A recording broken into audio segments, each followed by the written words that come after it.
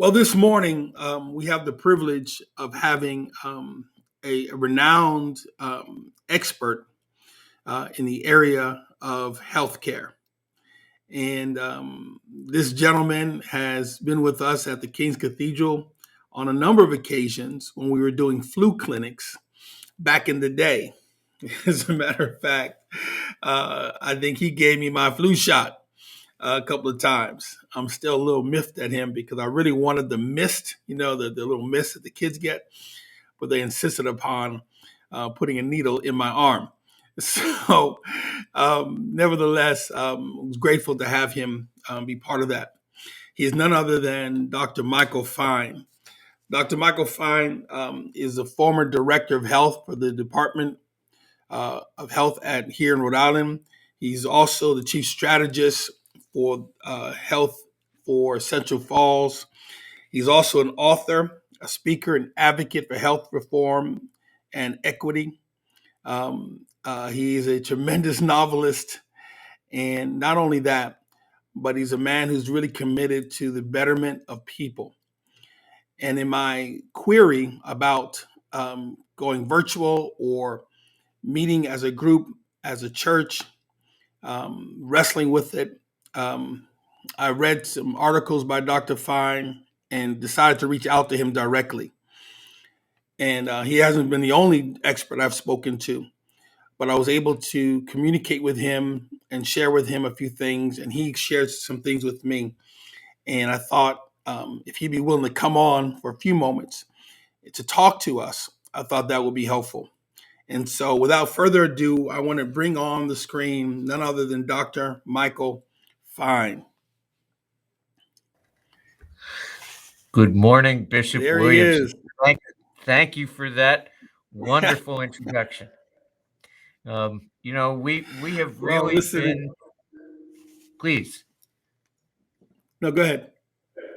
Well, I was going to start talking, but let me make space for you to continue. Yeah. One of the things that we share in common is that we hail from an area in New Jersey, and we realize that we frequented the same bakery. If I'm not mistaken, I think it's a kosher bakery, Teaneck. And I would bring him some baked goods when I would go home to the Teaneck, Englewood area, and he would do the same. And so we became fast friends. And I'm just so grateful to have you on today, Dr. Fine. So please take us a little bit further, and then if you don't mind, I'm going to jump in and ask some questions and even maybe take some questions. Sure, it's a great honor to be here. And time I drive in Teaneck past the Butterflake Bakery, you are the first person I think about. Anyhow, we have some challenges with COVID-19, as I think everybody knows. This has been a very tough plus years. COVID-19 is the name of the disease caused by the virus SARS-CoV-2, which is a new virus to human beings. We think it crossed over from animals in the fall of 2019 and then spread rapidly around the world. It is because it's new to us, none of us have immunity, or none of us had immunity to it 2 years ago. It is likely that most of us will get it. But thank goodness, few of us will get that sick or die from it. However, it will prey on people who are over 65. It will prey on people with chronic disease. It will prey on people who are unvaccinated. And it has around the world now killed over 5 million people. It has killed over 900,000 people in the United States alone. And as of Friday, it had killed 3,354 people in Rhode Island. And 260 of those people were in January alone. So it is a tough virus for people who are susceptible to it. And it can also be a little confusing. And it's confusing because though few of us will get that sick from it, some of us are very susceptible to it. And the thing that really determines whether somebody who's susceptible is likely to get it is uh, how much of the virus is circulating in the community.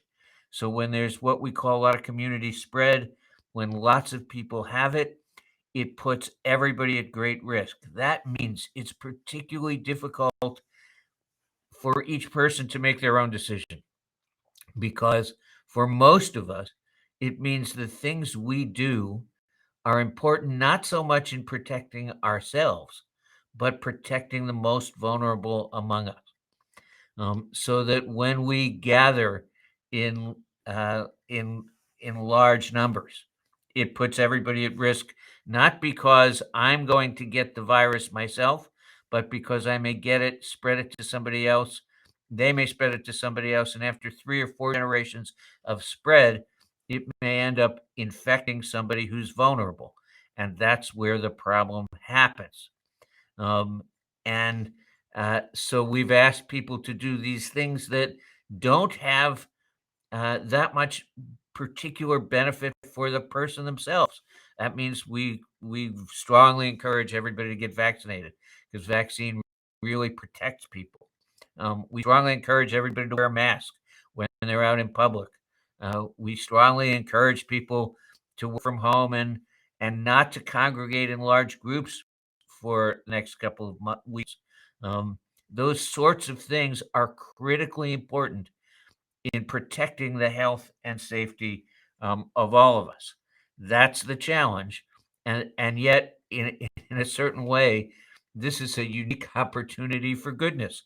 That is, this is a unique opportunity for me making choices, not for me, but for the community around me. And that's what we're asking people to do. People are stepping to the plate all over the place and doing it, so that we hope that we will be able to return to normal before too terribly long. That means controlling community spread. I should mention, because of the Omicron variant, which I'm sure everybody's heard about, we've just had our third and probably fourth surge.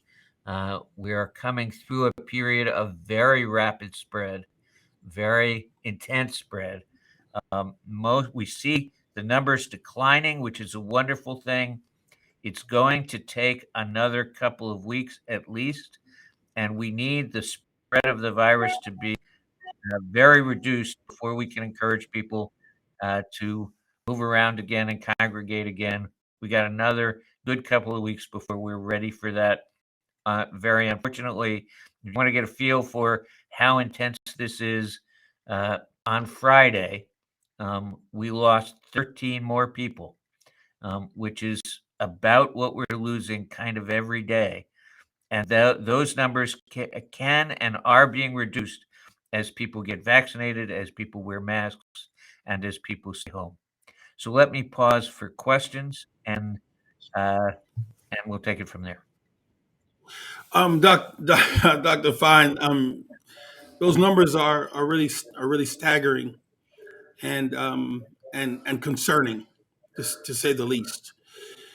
And um, I've got several questions, but I'm actually trying to kind of take a deep breath, given I thought I knew some of those facts that you mentioned, but when I put those numbers attached to bodies, to people, to families, um, it does it, no pun intended, it takes your breath away.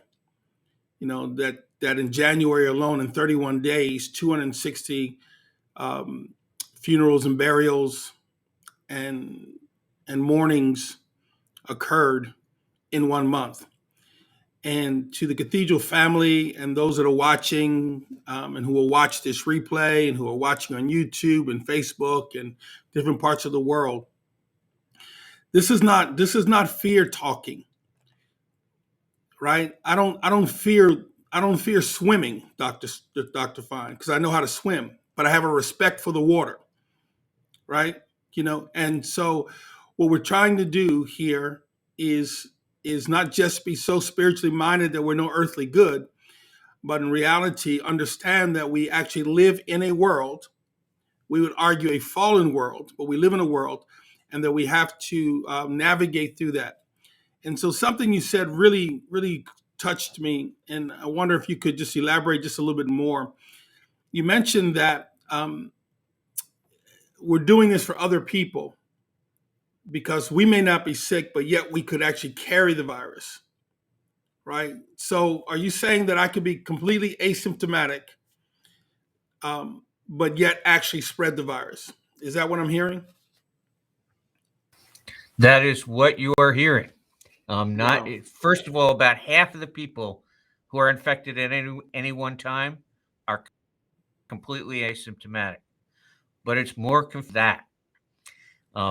The vaccine, which is one of the most potent vaccines we have, the vaccine protects people against hospitalization and death, but it doesn't really protect people against getting infected. So first, you can have the virus and transmit it even though you have no symptoms. And second, you can have the virus and transmit it, symptoms or not, even though you've been vaccinated. And that's something Wow. not enough people know. There's a flip side, and that is if you are older, particularly people over 80 or have fairly severe chronic disease, the vaccine, though it helps, is far from perfect protection. So the way we protect people best in that group is not just vaccination, it's vaccination plus the rest of us doing everything we can to prevent the transmission of the virus. I haven't been in a store or restaurant in 2 years, not because I'm worried about myself. I'm a pretty tough old guy.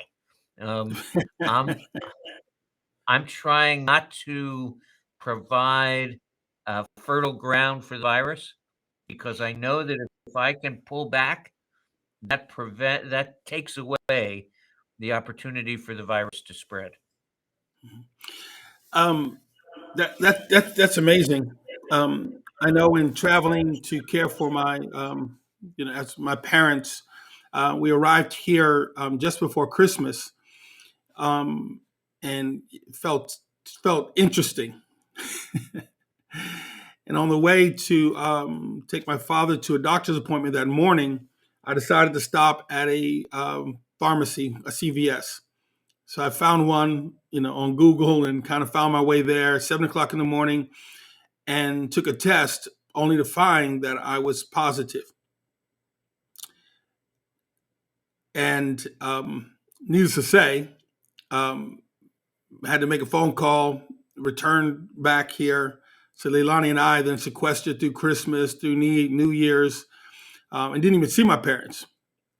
Although that's why we came here, because again, not wanting to put them in harm's way with an already comorbidities that are present in there, right? So Dr. Vaughn, help me and help some others perhaps that are watching and listening around the issue of mask wearing.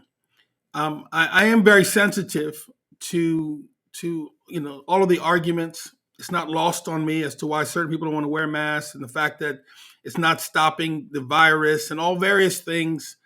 Um, help us understand why it's still very important that we do that, and then secondly, why again it's so important that we be vaccinated, because there's so many different reasons as to why people aren't doing that, conspiracies among the list.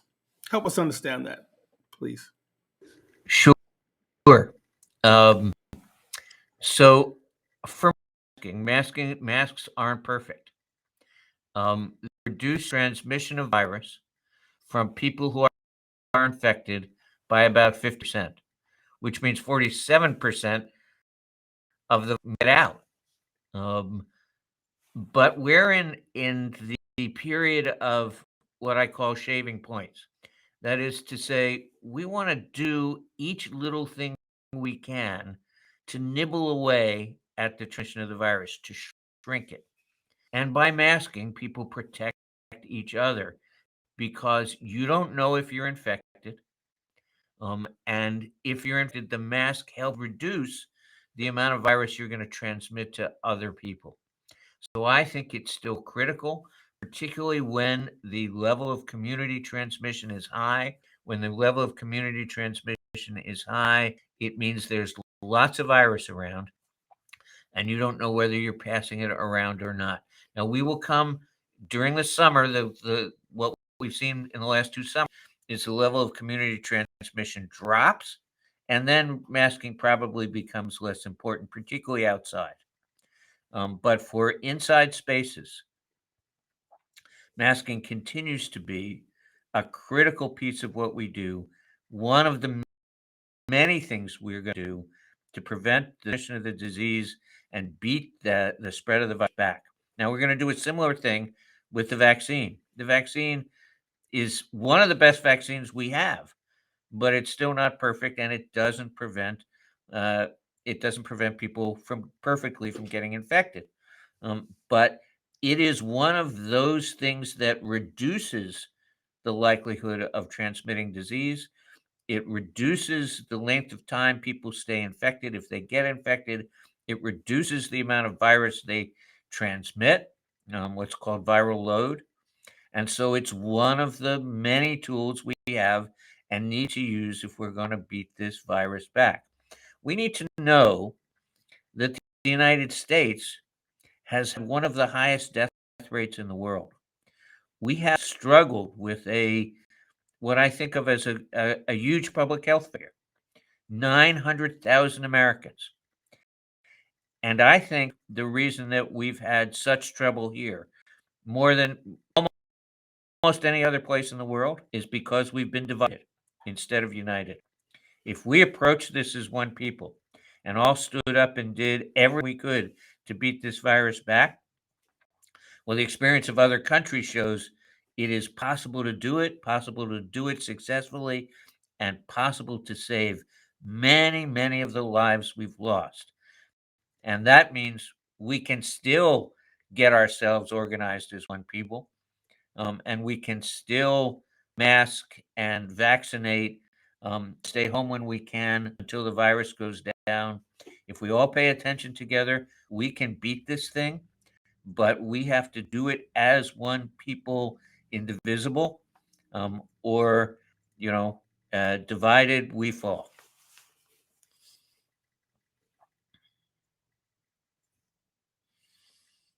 You've been beating that drum for quite some time regarding coming together, even before COVID.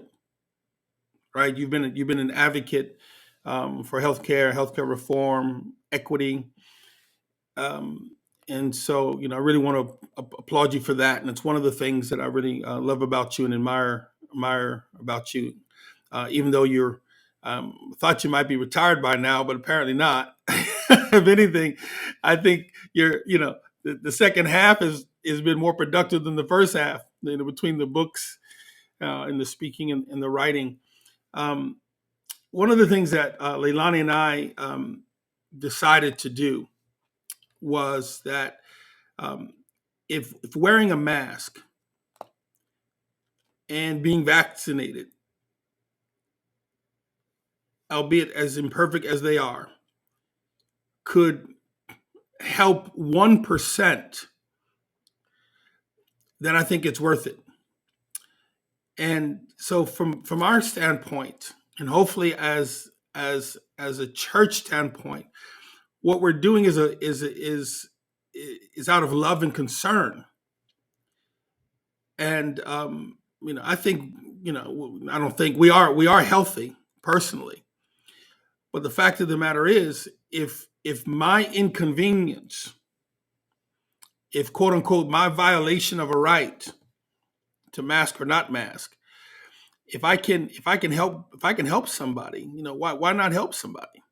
I mean, because there have been several people who are watching, listening, who have had COVID. Thankfully, no partners that I'm aware of of the church have passed from it, but several were very, very, very ill. And one of the things I've come to realize is that until you know someone who has been extremely ill from COVID, or been on the phone trying to pray with somebody who can barely breathe, or have to, in our business, if you will, pray for someone who is about to die and you can't get to the hospital. When that starts to happen to a person, I think you start to change a bit. But there's so many people who are using a privilege to not do what they can, you know. And so someone like yourself, 40 plus years in medicine, in advocacy, what are you saying to people who are coming at you with all kinds of reasons why we shouldn't vaccinate? Why you're not going to make me wear a mask? It's a violation of my rights. What are you saying? Help me help others. So I'm saying two things. First of all, in the Declaration of Independence, it charges us with the pursuit of life, liberty, and the pursuit of happiness. And in the Declaration of Independence, I think it lists those things in a logical order. If you don't have life, you don't have liberty. And if you don't have liberty, you can't pursue happiness. We need to preserve life first, and that is the imperative. That's what's necessary. The second thing is Franklin Delano Roosevelt talked about the four freedoms: freedom of speech, freedom of worship, freedom from fear, and freedom from want. To me, those are the freedoms that matter. I'm not convinced that there really is much of a freedom. There's no freedom to speed. There's, there's no freedom to hurt somebody else. There's no freedom to profit from someone else's misfortune. I think that's misunderstanding what the founders meant by freedom. We have political liberty, which has given us the ability to do many, many, many things that no one else could do. But that political liberty is about who we are together as a people, not about what I want to do today because I want to do it.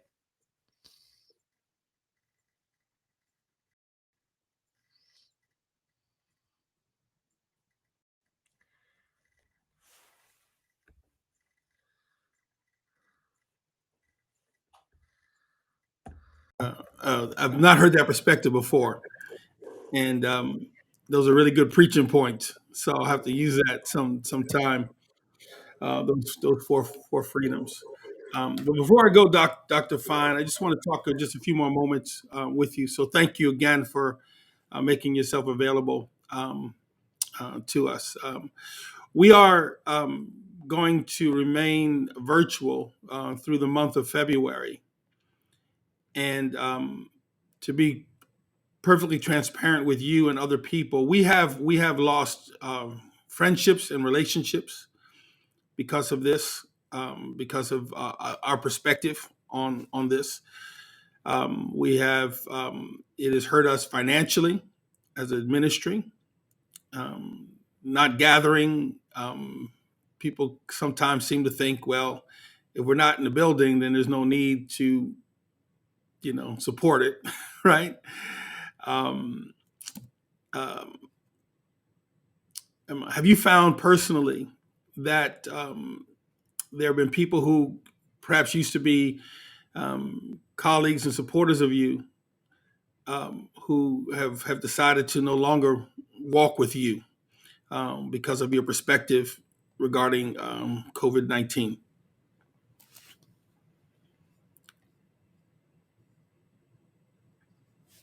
Can't hear you. I've been lucky in that way. And I don't think I don't think we've had that kind of difficulty. Mm-hmm. But it's not without a fair amount of work.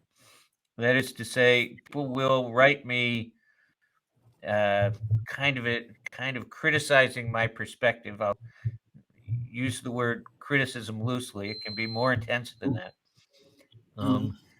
But I've had the opportunity to respond to all of them and to work through with them what they're feeling and thinking and why. And so people who don't want to get vaccinated because they think this is, the profiteering of the vaccine companies and that this is all created by them to make profit. I have the ability to say, I hate the vaccine companies and I hate that there's profit in healthcare. And better way to do it. But at a time, this is the virus we have. This is the vaccine that has come to us. We need to use the tools that we have right now and then fight the battle to make healthcare for people, not for profit later. And I can't say that's won everybody over, but I think the important thing is when people are listened to and when I understand that their perspectives aren't crazy or difficult. They're honest and they have intelligent objections. That's the kind of discussion and dialogue that is important not only to help people get to the point where they can get vaccinated and are willing to wear masks, but that's the kind of dialogue that's important for us to be one again. That's really an excellent perspective. I wish to say that the comments that I received were criticisms, it's more condemnations in some cases, but I agree. Learning to listen to people and really understand where they're coming from. Sometimes it's an irrational fear. Sometimes it's a fear that's very real to them, or concern to them, or the propaganda and the misinformation campaigns that are out there are pretty amazing, especially from those even coming from the point of government, which is extremely disappointing. So we definitely can understand where the confusion is. But I couldn't agree with you more that if we could come together as one human race as it relates to this, in Rhode Island and throughout the country, we wouldn't be approaching 1 million people who are leaving this earth in the last 2+ years behind this one virus. And so, so one last thing, Dr. Fine, before I go, I want to read a prayer for you from First Chronicles chapter 4, and this is for you, for your work, and really for your friendship and the mission that you really have to really kind of bring us together and to help us in this area. It's the prayer that we refer to as the prayer of Jabez. The Bible says in First Chronicles chapter 4, verse 9, Jabez was more honorable than his brothers. His mother named him Jabez and said, I gave birth to him in pain. Jabez called out to the God of Israel, if only you would bless me, expand my border, let your hand be with me and keep me from harm, so that I will not cause any pain. And God granted him his request. It's our prayer for you, Dr. Fine, that God would continue to expand your border of influence and impact, and that you'd be that voice of reason and voice of experience as well as research to help us navigate this difficult series and difficult time. And so, so thank you so much for being with us and joining us. It won't be the last time. We also do a roundtable kind of podcast deal, and I'm sure the producers will want to get a hold of you to sit down at great length and talk about this more. So thank you for being part of this. Thank you for the opportunity. Yes. Always good to be with you.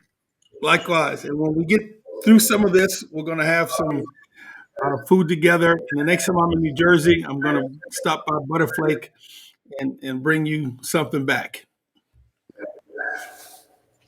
Thank you, sir. Thank you. Bye now.